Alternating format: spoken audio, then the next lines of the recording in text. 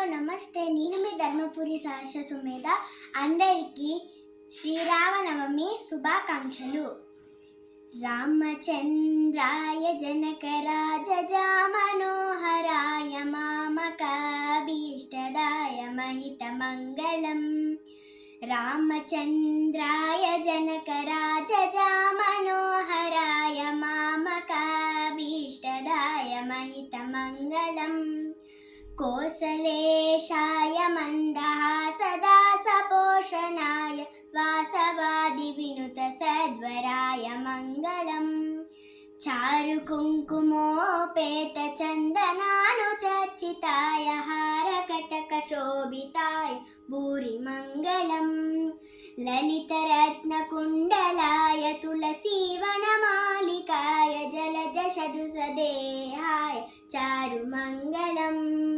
దేవకీ సుపుత్రాయ దేవదేవోత్తమాయ భావజా గురువరాయ భవ్యమంగళం. విమలరూపాయ వివిధ వేదాంత వేద్యాయ సుమఖచిత్తకామితాయ శుభదమంగళం.